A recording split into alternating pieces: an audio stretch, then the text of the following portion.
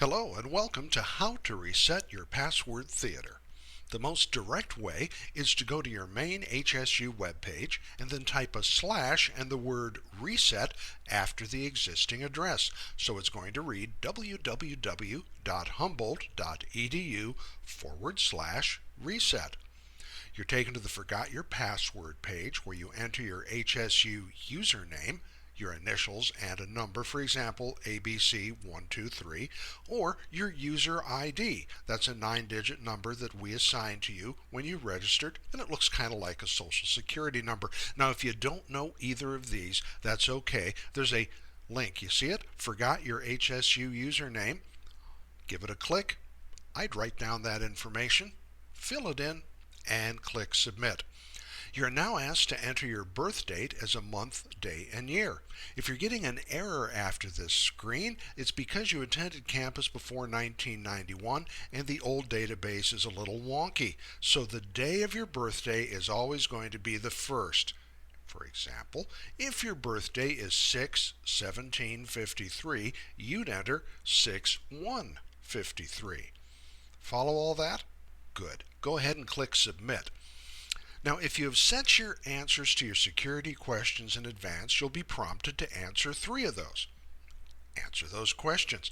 By the way, if you don't have security questions set, once you get through this process, I think a very good use of time would be doing exactly that. With those questions answered, click Submit.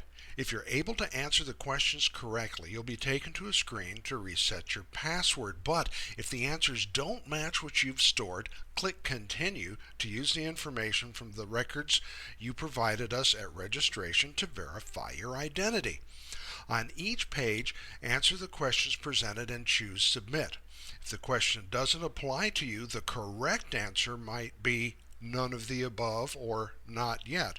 For example, I've never taken a class here, so if they offered me a choice of classes taken at HSU, I'd say none of these. That would be perfectly acceptable. You must get 4 of these right. If you miss too many, you can try again. We're not trying to trap you, and this is all based on information that you have supplied.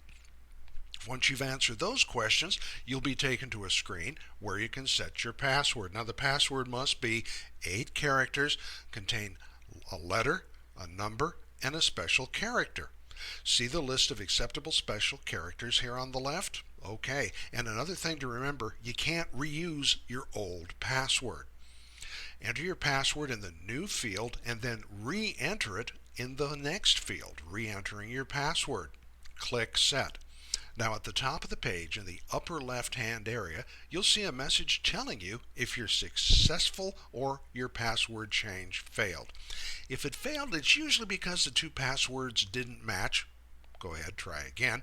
Or you used a special character that's not allowed. You might want to double check that. Or you're trying to reuse a previous password too soon. We suggest thinking up another one and trying again. And by the way, you will get an email telling you that your password has been reset after it's changed.